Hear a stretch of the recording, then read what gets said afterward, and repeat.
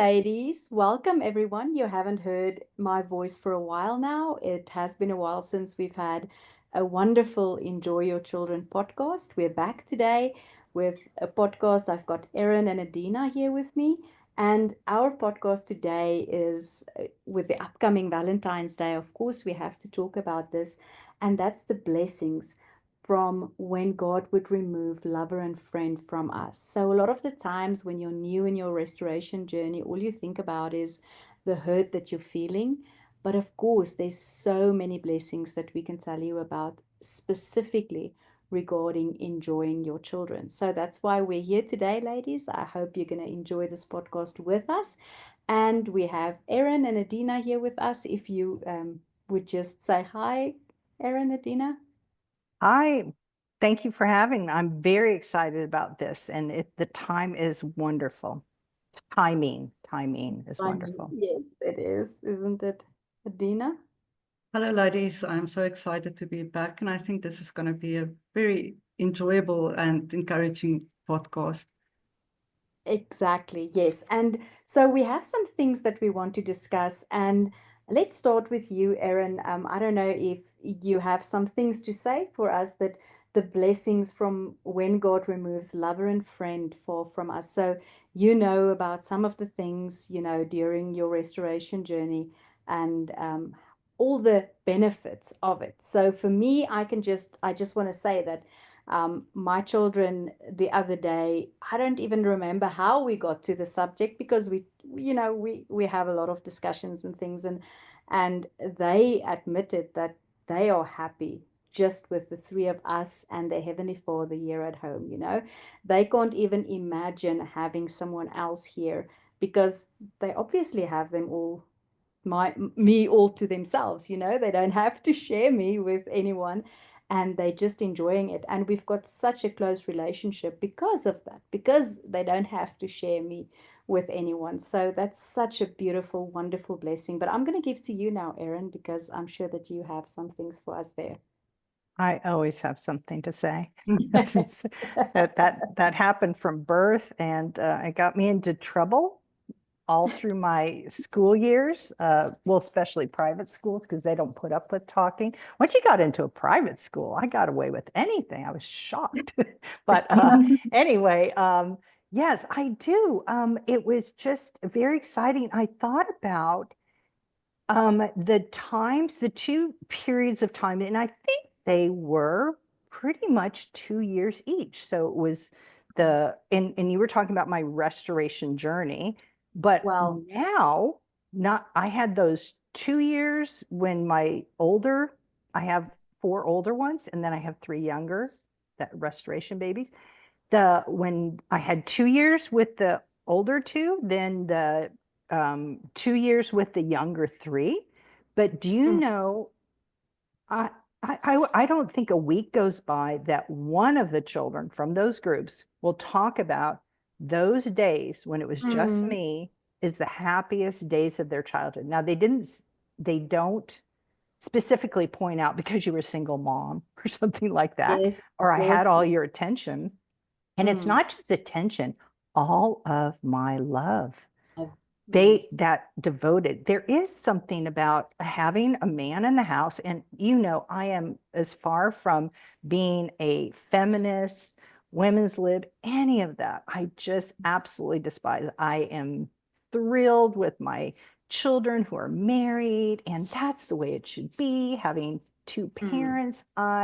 That's it. That is ideal. But we know we live in a fallen world. We live in a world where men run off. Sometimes it's the mothers too, which is even more heartbreaking. But then there's a time, and if you can switch from, I'm just going to give a plug, from the restoration journey to the abundant life journey. And what's the difference? It's when you have a man back in your life, the person who loves you like a wife forsaken and grieved in spirit, he's the husband, your maker. And he doesn't just want to be that, he wants to be your best friend.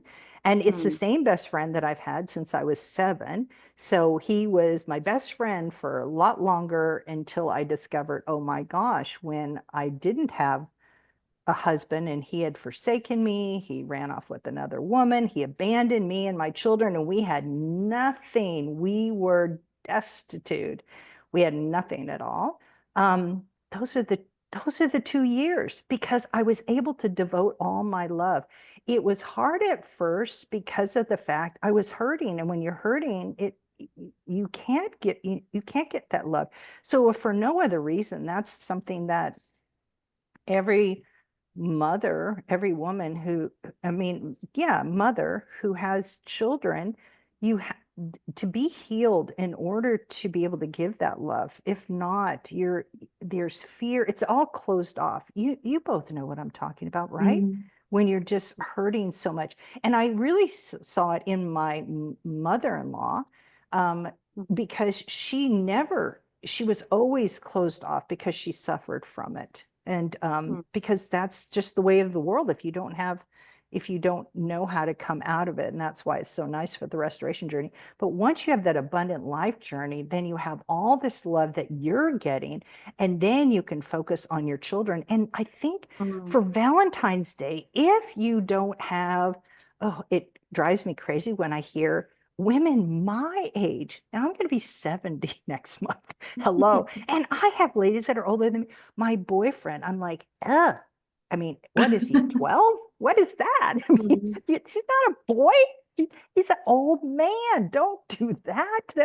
Why do you want that? But I can imagine if they would be lonely if they didn't have someone with them and realize that they could have somebody there 24/7 when you wake up in the, not just when you go to your knees or you go to church or something. 24/7 you have this person who can be everything to you, especially a best friend. And so that's why I'm happy all the time. How could I not be happy all the time? And that's why I love that we even have a whole ministry, Love It Last.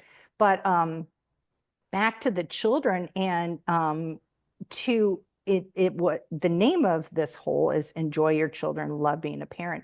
But to be able to love our children with all of our attention, and to focus just on them, that is so amazing. And I started to think, or I guess my husband, my best friend, he was reminding me, when there's struggles in the house, you can't even focus. So not only those children, it's not just that somebody was in the house, but there was this turmoil.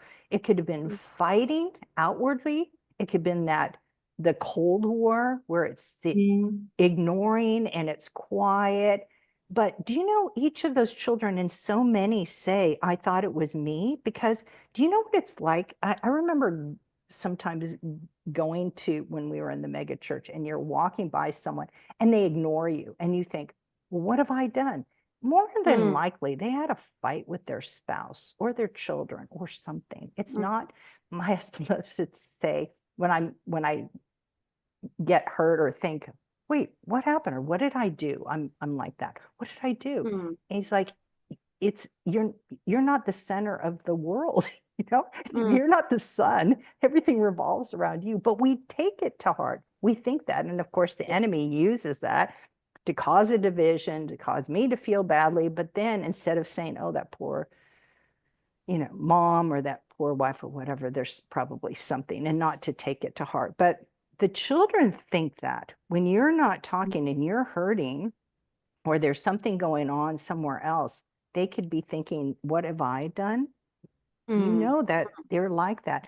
So to be able to just give that child that kind of love and attention, and listen and sit with them, and become affectionate, be able to hug them and touch them and hold their hand. It's a wonderful thing. And if they have grandparents like me, I'm now a grandmother, I absolutely love it. And maybe you'd be shocked, maybe you'd be surprised, but my teenage grandchildren, they are all over me. They will hold my hand and sit with me in the car holding my hand. They'll lean on me. They'll come up and hug me. We'll sit on rides like we're in love, because we are, because that's exactly what we are. Because they know that I love them and they love me. I'm going to say one more thing, but yesterday, my granddaughter, she and I were trying to play a video game, but she has a cough, and so she doesn't want to cough and make noise, so she had to. She said, I need to go, and so I felt badly for her, and then I was sitting with my husband and saying, oh, I feel badly, and I thought I'm going to leave her a voice note, and I left her a voice note and just told her how much what I thought of her, how amazing I thought she was, how much I loved her, how creative, all these things. I don't know what I said. I just let him speak through me.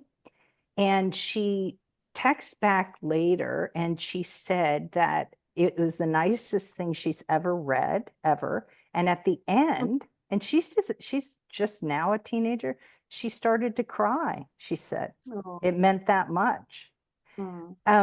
This is monumental, isn't it? Yes. And I think that we don't understand love covers a multitude of sins. Our Yes. sins that have been done to them, their own sins that they've fallen short, any of them. And love never fails. So I think focusing more on that than going and doing things. We get to do things together all the time. I mean, we have Disney that's just hours away, and we were just there last week. But just the everyday coming Yes. and sitting on my bed and just snuggling with all my Yes. granddaughters. I at one time had 8 granddaughters. No, not all 8. But how many did I have? I don't know. I'll have to count. But I have 8 granddaughters. It wasn't all of them. Yeah, I think that was just the oldest and youngest wasn't there. The rest of them were all there. And they were all just piled on me, baby twins, and it was wonderful. But I remember how much that meant to my children with my mother Yes. and how they still talk about it to this day. My daughter-in-law said, yes, even my youngest, this is the last year I have someone, a child in their 20s. Next year, it's going to be 30s and 40s, my children. But that she talks about it all the time. It always comes up. And because my daughter-in-law never met my mother, but she said, oh, yeah, she talks about her all the time. Yeah. And she was only 4 when my mother passed away. So Wow. do you see what that can be? And you're both going to be grandmothers someday. So I'm happy to go on ahead of you, to inspire you, to get you enthusiastic. But what's even better is that you have your children there right now and you have them all the time. That's the only thing that I don't like about being a grandmother or Mimi. Everybody said, oh, wait till your grandmother. It's so much better. I don't think so because I'm here. I don't have a grandchild right here. I don't have anybody here. Yes. Yes. With my children, I had them 24/7. They didn't go to school. I didn't work outside the home. Well, periodically I had times that I was, but the fact that I could be with them all that time, that's what I want. When you're in love with someone, you want to be with them all the time, right? All the Yes. time. You never tire of them. And when they're gone, you're sad or you're trying to, well, now you can communicate with them on your phone and be constantly texting or Snapchatting or all these different Marco Polo, all these different things to stay connected to the people that you love, but to be physically there and to be able to, I just think you have such an amazing opportunity to just pour in your love. And both of you have shared custody too. So I think that, well, you could share that. Isn't that time, is the time away is to get recharged, to have that time with your husband, your best friend, and just be so full of his love. And then when they're with you, you can just pour all that back in. I never had a shared custody where they were gone. I mean, I had custody or I didn't. It wasn't, there was never any sharing. I think there are exes who don't know how to share. And so that was one of my, they don't play fair and they don't share. But he will always use that to your advantage too, because if you don't have, and some of you that maybe haven't had children, there are children around that will need love, and just ask, where are they? You probably know them and you haven't just paid attention, but giving those love. Or my mother, as she was older, she started mothering the mothers. She would ride my mother loved to drive. My mother would ride the bus, okay, in order, and people in California, only low lifes, they would say, like, would ride the bus. It's not like in European, maybe they ride the bus all the time, but anyway, here, but she would ride the bus in order to meet young mothers and just to love them. She would sit with them. She would compliment what good mothers they are, how precious to their children were, just loving these ladies. I know. That was my inspiration. See, I fall way short of that. I never can be Grammy. However, I am Mimi to my grandchildren, and God will use that. But I'll stop talking. But I was just felt so passionate about having this the day before, recording the day before Valentine's Day, and being able to have it available, and just to inspire everyone to love those who are around you. And it goes for the children, but also your parents. Some of them are just desperate for love. There's so many that are desperate. And it's not our love we can give, it's his love. That's the unconditional. It's the pure love. It's just being there and just being a channel. And so, all right. Yeah, and something that you mentioned early on that you just said now again that really spoke to me, and I thought about it a bit now, is that yes, when I was in my restoration journey, I was hurting, I was loving my children, but I didn't love them the way I did after I started the abundant life, right? It was like his love was just so drenched in me that it couldn't help but flow over to them. And part of it is because you were bankrupt. And I forgot, we're going to talk about that after. I'm going to back off, but I want to talk about #Lovebank. Okay. We've talked a little bit, but that's why.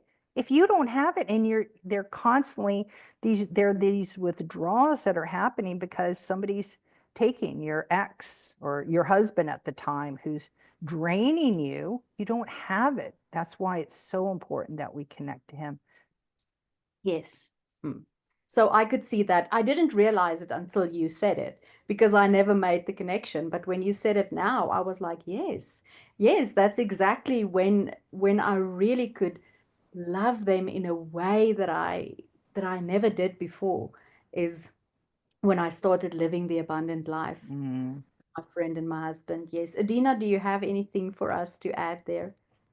Yes, I was thinking the same thing, when I just started my journey, and I mean, you're heartbroken, and you're like depressed and going through all these negative emotions. I was just going through the motions, getting your children to school, getting them dressed, or bathe, it's like that's all I could manage to do, at that stage. But praise the Lord, he quickly led me. I found RMI very early on.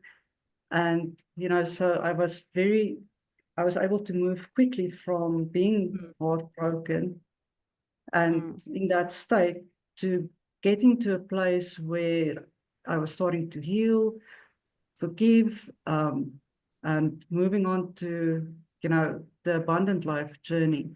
So when that started, it also changed this, how can I say, the relationship between me and my children, and we started to do more things together.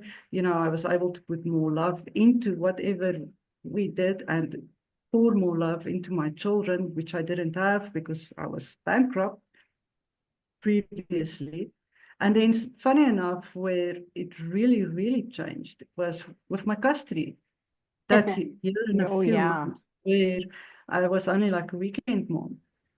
That's where it really changed, because I had so much time during the week to spend with my heavenly husband that by the time I had my children over weekends, we were able to. So you're saying that this time, God uses everything for good. And if I'm Yes. understanding, so you had this time where all week long you didn't have your Yes. children, where most would be suffering or working as hard as they could to get them back or to come up with some plan. But instead, he was comforting and healing you during this time. So then on the Yes. weekends, you were just a better person, and it just continued and continued until Yes. he was able to do his miracle, which is still to this day, I'm just flabbergasted. And if you haven't read her book, it's so good. I want to know when that's going to come out and be published. We're going to have to see that, but I know it's up there, but you have to read it. It's in even if you're not going through something, there, chances are you're going to meet somebody or know somebody and they need to be inspired by it, because doing it God's way is so incredible. You can never imagine what he could do. I could never have imagined. I couldn't have thought that up in a million years. Seems fictional what happened to you. But I loved what you said there about having that time in healing. That's amazing. Yes. For me, when I look back on that year, although I was already on the abundant life journey, but that was really that, I would say that was like a honeymoon year with my heavenly husband. And instead of like crying and, like you said, fighting and doing everything the flesh, I just rested in him.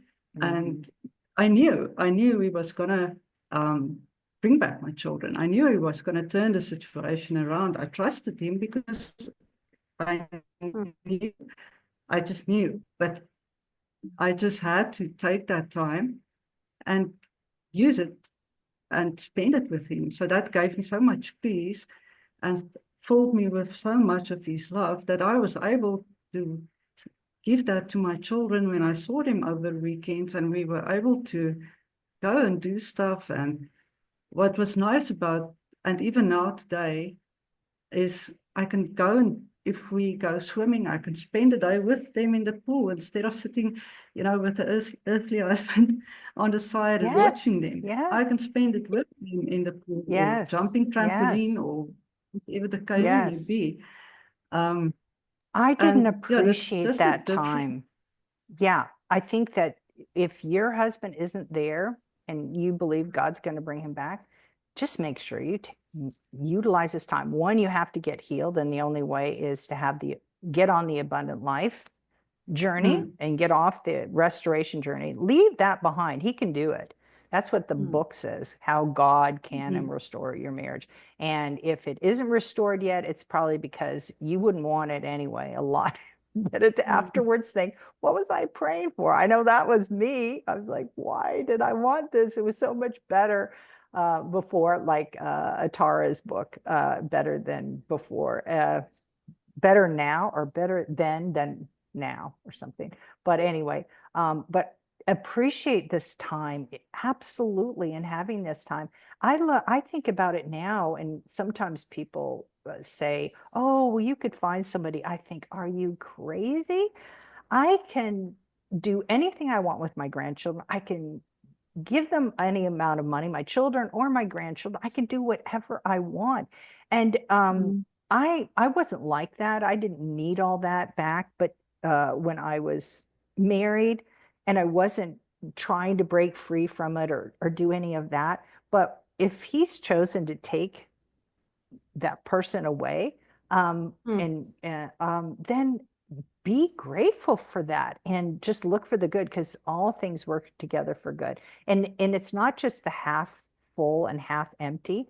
I tell everybody, it's like a spring. It's just like, it just never flows. It never stops flowing in my life. I'm not half full. I'm overflowing. And you can't help but have that the more time you have with him. So if you have this time alone, you should be brimming over. And it isn't like the world. Those people are lonely and taking drugs because they're depressed, or they have to join these different things. But everybody has everything right there with them right now, just acknowledging it. And of course, everything's on the Love at Last. How that can can be. And yeah, we sound crazy, but I think we're pretty believable, because if I'm just not the only one, everybody now is experiencing it for themselves. And so I just love that. Yeah, for sure. And the thing is also, what you mentioned was Grammy, right? Your mother, and Yes. um, the love that she had for the children, and you going to Disneyland with the children, but having them on the bed with you, your grandchildren. I could just see Mm, how that could be and how they could remember that. And being yes. being a mother on the abundant life journey, you don't always have a lot of money to go places and all of that. But the thing Oh. is, that's not what the children are going to Mm-mm, remember. They're not going to mm-mm, remember. Like when I think of my mother, I don't remember all the places we went and all the things. mm-mm, What I remember is I remember summer evenings where she would sit on the porch, and we would all be sitting there with her mm, and chatting about everything and nothing, and that's the days that I remember, not the ones where money mm. was spent or anything like that. So it doesn't need Isn't to be. that beautiful? I can just picture it. We never had a Yes. front porch, but when I was 9 and we took our trip all the way around the United States, I was just with my mother, and I was a daddy's girl, so it was very difficult for me. But we got Yes. around there, and our family had a house at the shore, and the other coast, it's called a beach house. It's called at the shore, but there was a porch there, a screen porch. And I remember vividly, as soon as you were saying that, it triggered the memory of my mother in a rocking chair and my aunt Dot. It was who passed away not long after that from cancer, but they were just rocking, and there was such a comfort. And not even when she was just talking to me, just hearing them talking was so peaceful. And when I think of it, it's just such a peaceful place just to be able to sit. But I remember going to church with my parents, and I remember wrapping my arm under there and Mhm. leaning my head. And I remember I was 13 at the time. And then I started going to that school, and the kids made fun of me, and I stopped doing it, which is sad, right? It's Mm. sad. Yes. But Yes. I do remember that. It's some of the most comforting times like that. And hey, most people don't want to go to Catholic church and hang out so long and drudgery, but those times. You're absolutely right. Yes, we are blessed, and we do get to go to these places, Mm. but it's those everyday or on the bed. And my grandchildren that don't live here, and then were down recently, they all piled on Mimi's bed, and they were like laying all over me. But I talk to them almost every evening. They live in the middle of the country, and I'm way down the bottom, right? That they'll say about being, are you in your bed? They love that. And I used to video chat in the living room, but when I'm there, it's like they can remember being there and feeling me and feeling my bed. And do you know, there's Yes. huge Exactly. memories. And those are periods of love that are in their bank. Before we leave, I don't want to take away, Adina, was is it full circle? Can I talk about the love bank? I don't know. We Yes. might want to start this. So hashtag love bank. We've talked Mm. about it before, and it's when we make deposits of love. If you think about a child, any of us, well, you were talking about yourself when you're going through a divorce, or you have somebody that's cheating on you, and Mm. constantly, whether it's rumors or imaginations or real out and out evidence Mm. or fighting, whatever those are giant checks, Mm. withdrawals going to the ATM, and money just, this emotion just coming out until you're bankrupt. You're absolutely bankrupt. And we talked about that originally. Was my husband, my friend, showed me that they don't have it. It's in one of our living lessons, right? It's in one of the living lessons, one of the books, living lessons. They don't have it. Or It's is in it in, I don't He know where it Healed is. Me, and It might be in that. Yeah. Oh yeah, it is in that. That they don't have it. You're trying to get something from somebody that they don't have. You want them to be sorry. They don't have it.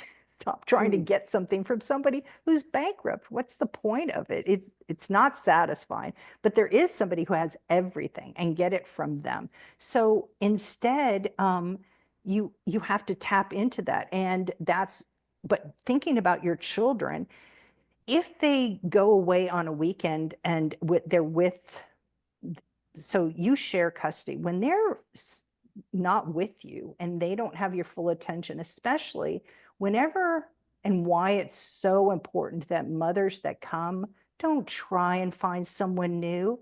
Your children are going to be abandoned, not just from one, but both. They don't have anybody. Those children have no one. They have no one. And then they're just going to go to their peers, and their peers can't fulfill it. And their peers are trying to fill that void with drugs and sex and entertainment. It's just a never-ending, empty, sad cycle.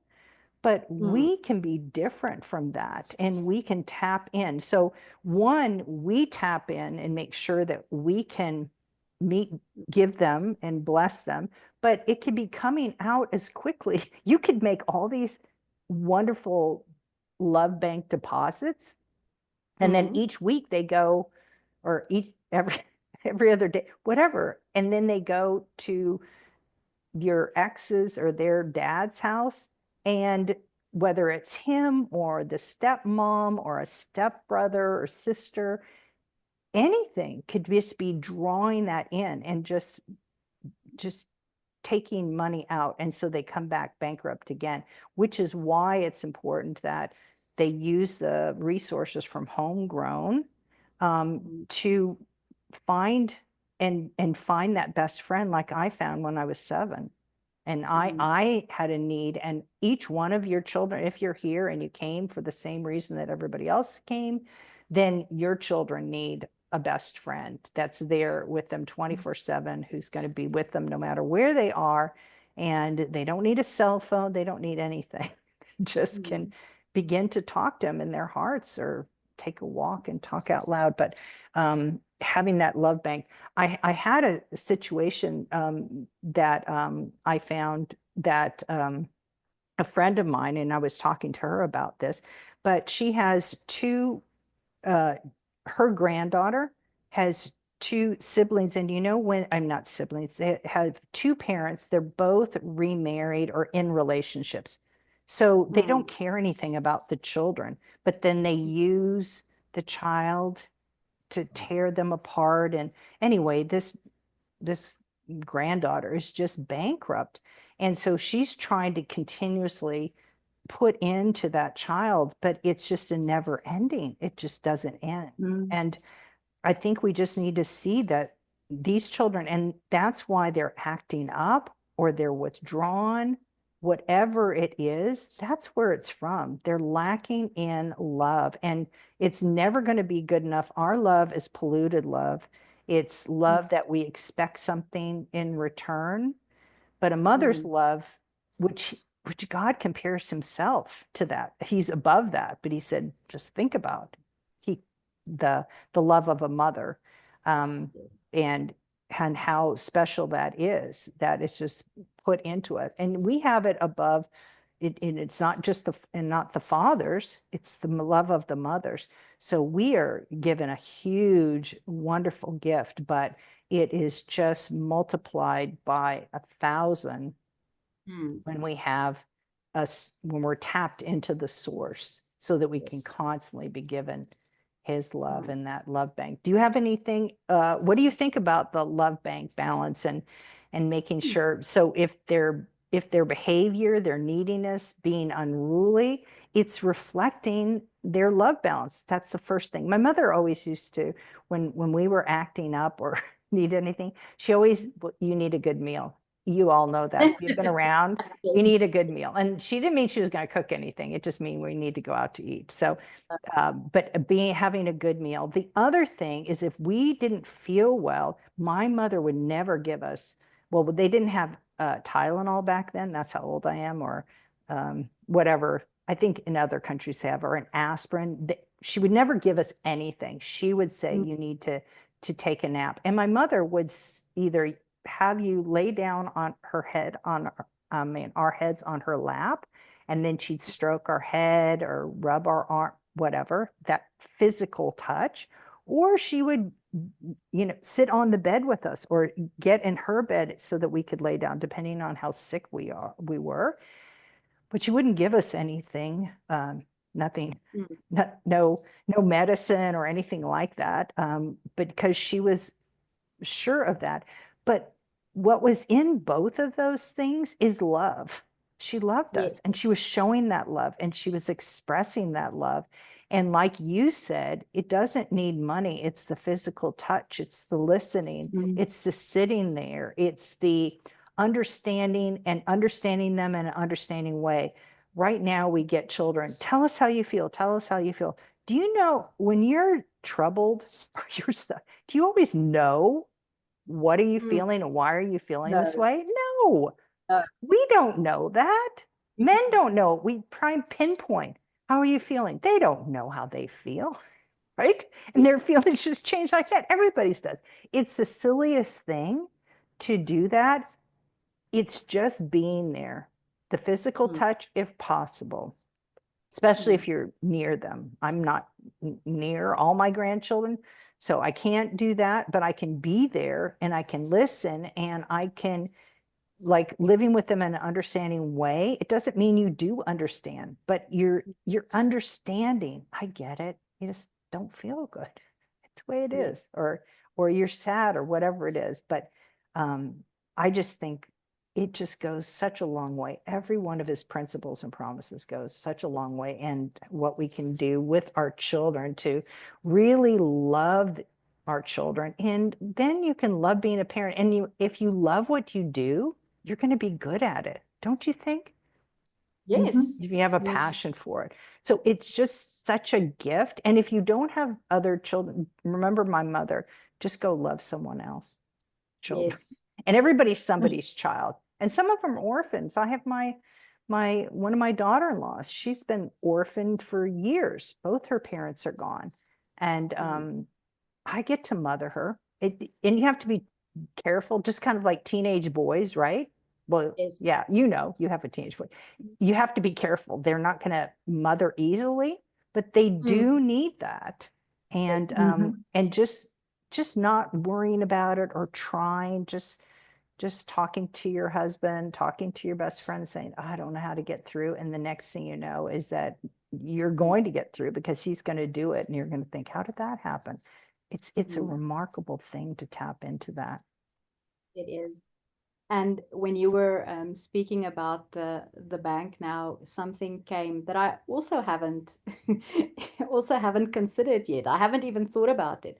So when my children come back from their dad, usually on a Monday morning, right? So when they come back from their dad, um, they always take up like an hour or two of my time.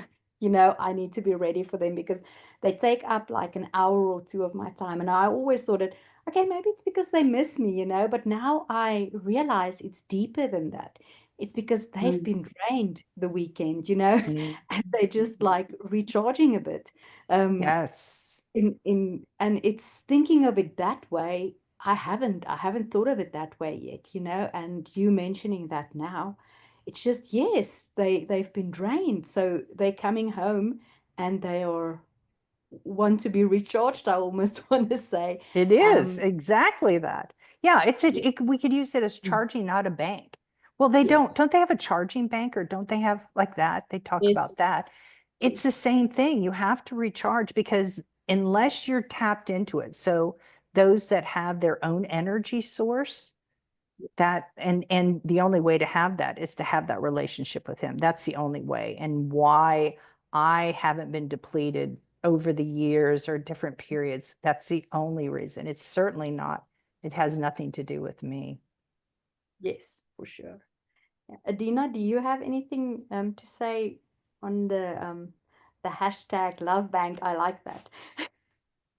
Yeah, I always also, well, I have seen and I've heard my children say things because they really don't talk about, what happens in the other house a lot. I don't, push them or ask them either if they want to talk to me, I'm here for them. Mm. I think But that, Adina, I have to tell you something. This is my sister-in-law who's passed away. When she asked me some questions when my children were apart, and she said, well, what did they say about that? What's going on here? And I said, I Oh, don't know. Don't they tell you? And I said, no. Don't you ask them? No. And she said, Erin, you are so wise. My sister who went through divorce, it was ugly. She used to grill her children, asking them questions. And when my sister-in-law told her sister, yeah, Erin doesn't ask anything of her children. mm. They never have to say anything. She says, oh my gosh, I wish so much. I just damaged my children so much from that. And it is. And now it's prompted like it's the best thing. Or worse, if you're not going to talk, get them into therapy. And what is therapy? Let's just talk about the suffering over and over and over. Let's keep those wounds open. I don't know if this is the right time, but there's one of the most famous kidnapping situations, and she came from a Mormon family, and it was horrific what she went through. She is the most well-adjusted person, and I watched this whole documentary. Do you know that they refused to send her to any kind of therapy? And she said, well, how did you heal? And she said, well, sometimes I would have trouble. Sometimes I mentioned something to my dad, and my dad would give me like one line. Even her mother did that. She wouldn't have gotten that if it was it was me. I would probably said way too much. But she would just give her one thing, and she healed and has such a successful life, is happily married, where she should have been totally damaged. And that's just because of not doing that. But no wonder it's being so pushed today, because it's going to it's destroying our children. It's destroying everyone. And thinking that it helps, if it helps, why are more people depressed and suicidal and on all these drugs for depression? Why? We should have fruits from it, and those fruits are rotten. And so doing it God's way, I think that's wonderful that you haven't asked anything. I don't know if all of this is on our website, and just key points. Don't ask questions, just be there. We could put our Lovebank on this. At some point, we do want to talk about what's coming up, because we have some exciting news about that in May and our anniversary. But I want to finish hearing, because I'm always in awe of what you say, both of you. But I cut you off. I had to just interject that, because just to know what a gift you're giving your children, it's tremendous. Yeah, so because I don't push them for anything or ask them any questions, I will maybe highly ask something like, did you have a good weekend? And they would say yes or something, and that's where it stops. I don't ask anything else than that. And but you pick up stuff, from how they react and things that they say, but that's where, as he leads, he used that opportunity to teach them again about their Heavenly Father, and he is with them and healing. And also what I wanted to add, because when you were talking about looking for someone else, that's something that my heavenly husband also put in my heart since the beginning of my journey, is to not have two households where my children, are like second or third best in the house, where they Oh, are I just love like a that. number, maybe, where, because there's other children, and, they don't get the attention that they maybe need, because, there's other children as well, and another woman or another wife or what. So the children kind of do not get the attention that they need. So that's why he led me to just I do not have the desire, because it's just the three of us. And just like Yvonne's children, we were driving the other day, and I don't know how the subject came up, but they said exactly the same thing. They can't imagine being at my place and not and having someone else, another man, or they just can't imagine having that. And I don't want it for them, because when they are with me, I want them to have my full attention and all of me, and not have to share it with anyone else. So that's just what I wanted. It's Exactly. so true. Yes. And Erin, I don't know if this is the correct English word, so you have to correct me.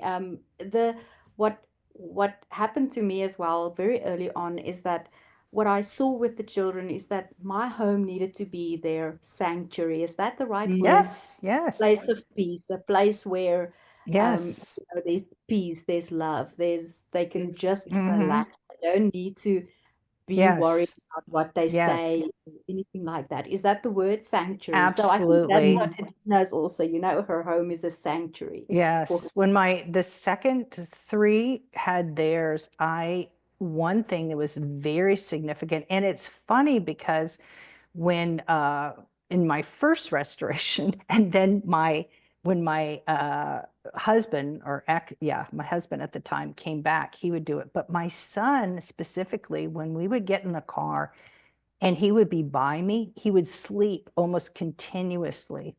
And I thought, what is wrong with him? But he was finally relaxed. He was so relaxed he could sleep, where he was on edge all the other time. There was no peace, and he needed that peace. And when he was around me, but that happened when my husband would be gone, because he was in turmoil and away from his family, and then he would want to come and just sleep because he couldn't sleep. He could never relax. But having that peace, when the 2 years when my older ones were grown and all the friends would come over and they would all come, it was just packed with teens and 20-year-olds. And the senior pastor's son, I might have mentioned it before, but I would allow any of the boys. I had all the older boys, 3 older boys, so it was mostly boys. But I said, if any of your boys are asleep, you have to go home by this time. If you're not going to go home by this time, you can sleep here, but all the boys are downstairs. Girls upstairs, no question. And they knew that would have been it. Nothing. But anyway, the senior pastor's son would be sleeping on my couch, and he lived down the street. I said, why don't you go home? And he said, I just feel so peaceful here. I don't want to. Whoa, that was what is that? But everybody said it's just so peaceful at your house. And that's him. They felt that peace, that love, that acceptance, and there's nothing like it. And it is a sanctuary, a refuge. The Bible talks about that, of being a refuge. But it is that sanctuary, and having that for your own children. And then when they have friends, and then they can feel it, and then they think, what is different? But in this day and age where everybody needs to be pairing off, it's just not necessary. It is not recommended, especially when your children are suffering. And we all talk about, I hear men all the time, I'd lay down my life for my children, but you wouldn't stop this immoral relationship, right? They'll say that, but we can't judge them if we live that same way, right? We have to have all that, but we can, and that's what we do. We lay down our life for our children. From the moment that child is conceived, that it becomes most important. But having that is just tremendous. Well, I don't know how much time we have, but can I just do the plug about what's going to be happening? So May, just to let you know, in May is our fiscal year, which means financial year. If you're like me and you financially, is our fiscal year. It's in our nonprofit in the United States. That's when that all starts, in May. It just so happens that Encouraging Women was founded in May. And believe it or not, so was RMI. That was Wow. actually started. How's that? Okay. Anyway, so that's when we have our anniversary. This year, it's 35 years that RMI has been in existence, which is crazy to think about. And you can do the math too, because I'm going to be 70 this year before that. And so it's 35 years. I was 35 when everything all happened, because I do have children. My restoration babies happened after that. I had one at 41. And so, but telling you what's going on. So I had been discussing with you, Yvonne, and Janine, which you know from the Afrikaans ministry. Lovely. I just adore her. And we were talking about the the homegrown ministries. I don't know how we ended up talking about that, but anyway, at one point we got to this place that all of a sudden I just saw these branches coming off. They were actually there, but acknowledging them. For instance, there's one for girls, there's one for raising boys, there's the teens, there's the custody, there's the enjoy your children. There's so many branches. And in Janine's case, she has, well, it's in the world, they call it the special needs. Well, we find out we are the ones who need them more than they even need us, because it changes us. But those children are uniquely and wonderfully made. And she has one that is physically made in a uniquely amazing way and has such a testimony. And then there are some that are mentally that way. But we have all these branches, and I have just said, everybody just develop it what you want. What would you want to say for your ministry? So we're going to tell you about that, and we're going to tell more in details on May 11th, which is the United States Mother's Day. Is it the same in your country? Do you share the same one? I remember. Yes, we do. You do. Okay. So that's Sunday on that. And so we'll have something, maybe we'll have an e-films short video, and you can go in and look around and become involved in it. Don't just come and take from it. That's fine if that's where you are. But I hope that your testimony, share your testimony, get involved. We'd love to see these branches out, because this year is definitely the year of the child. Our logo shows that, the design logo that Anastasia did with the red balloons. And the red balloons is very significant. I didn't know, even if you Google it or whatever, it comes up with all the things, the symbols of that. But we had the children's devotional. You could have just, I love the children's devotional, and you want your whole ministry out of that, then let us help you get that started and get it out there for these mothers and for these children, whether whoever it is. But I'm excited about it. And so I don't know what's going to happen. Only God knows. But everyone is jumping in on that. And both of you are represented, I think. And some of it's just because of what you're going through. So you both have sons. One of you has, Yvonne, you have a teen, and Adina, you have a younger boy. So there's something for both of those. So I'm just excited. And it's just to be able to give your children something that most children don't have. And hopefully they could pass it on to their friends and people that they meet. So I don't know if there's anything else I should say. I didn't write anything down. I just was excited about it. Yes, very excited about it. And the thing is, there's just so many women with so many different circumstances that we can cover such a huge net that anyone that comes here could relate a little to, to one of us for some things. And that's what's beautiful, because you can come and you can see, oh, she went through that. And look, she's okay. No, she's not just okay. She's living the life. She's overflowing. She's better then okay, And not just for us, because sometimes you're not in that situation, but I know a lot Yes. of the ministry stuff that I get from you all, I minister to my friends with what you Mm, share, right? mm. Because they're not Yeah. in the same stage of life that I am, but I'm able to minister from what you do. So I want to hear about it because I can pass that on, even though it's not for me. Who's it for? Somebody I'm going to meet, somebody I know right now. And then I can just kind of give that. And sometimes it's just the idea of it, or they come to the ministry. God Mm, knows what's going to happen. But I think you're right. There's just so many different things. And when it comes to children, the different phases, the different situations, there's the homeschool one. We haven't even talked about that as a branch. That would be a fantastic one. And I know the two of you are currently homeschooling in a unique situation because you have to go by what your government gives you. But but there's going to be some. So each person, you two can have that. And the more that we have in a 3 chord and a 4 chord. So if you think, well, that's already been covered, no, come on in.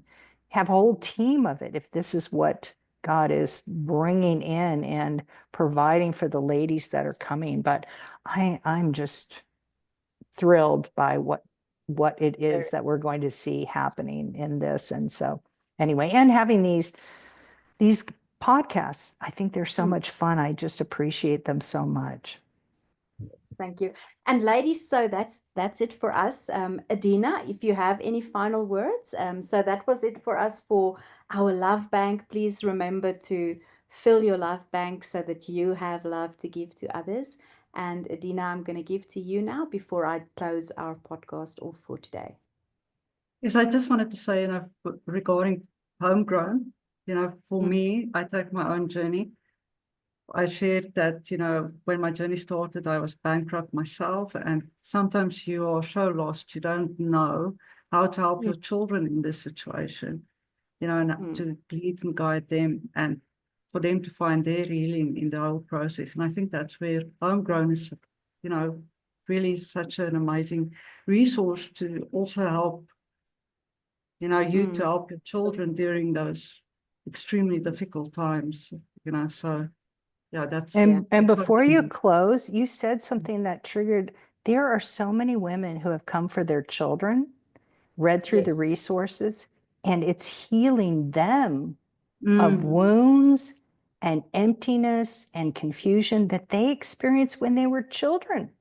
yes. It kind of reminds me of children when adults can't read and then they learn to read.